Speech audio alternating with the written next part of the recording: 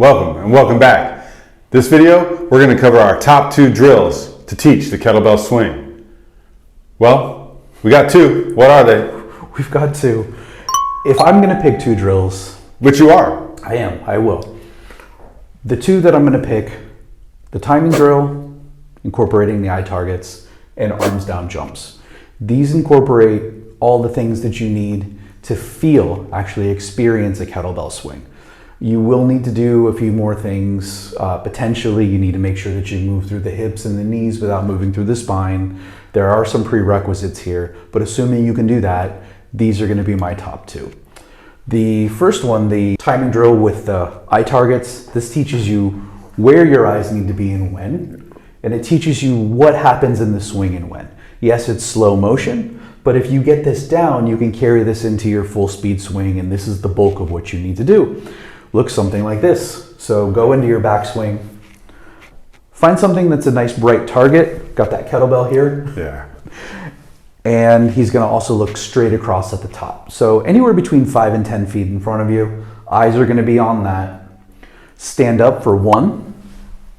Notice the arms are still down. 2, arms come away from the body. Now he's transitioned to his upper target here. Okay, 3, arms come back to the body. 4, into the backswing. So as he goes back down, he's gonna look at the bottom target. So 1, eyes up, 2, 3, 4, eyes down, 1, 2, 3, 4. Good. The second drill is gonna be the arms down jump. People don't seem to understand right away that you need to move the kettlebell through your legs and not through your arms.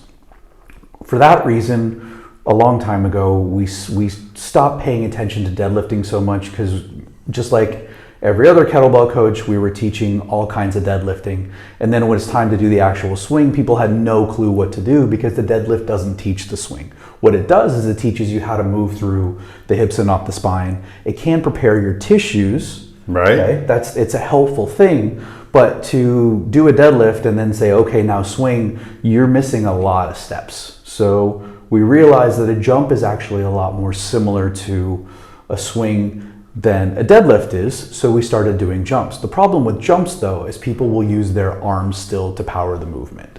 That can be a problem. So what we figured then is if you glue the arms to the front of the body and mimic the bottom position, so you can still use the eye targets here if you want that you've already set up.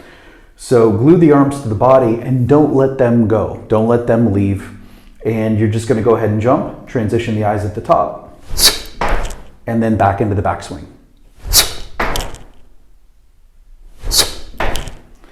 And this drill here teaches you how to feel a swing. You're incorporating all of the steps except for the arms letting go, because obviously they stay along your body.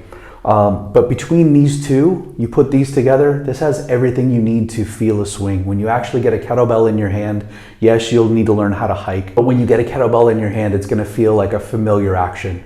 Because essentially, if you could do the arms down jump without leaving the ground, that is the sensation of a swing. That's you producing enough force in the right way, plus your arms are starting in the proper position rather than straight down where a deadlift would start. They're actually starting in that back position. So this is now a familiar feeling. You know how to generate force. You can feel it with your legs and not with your arms.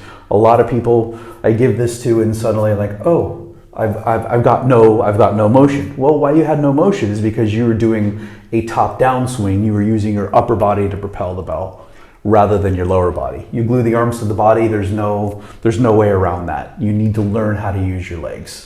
Those are the top 2? Yeah, that's it, top 2. And pro tip, go ahead and do these, run through each drill, maybe before a set of swings, to really solidify those basics, especially if you're a beginner. And if you're a coach, you might have your students do this as well. Anything else? Nope. All right, stay strong. Oh, and leave some comments below. If you have any questions, we will definitely answer them. Now, stay strong.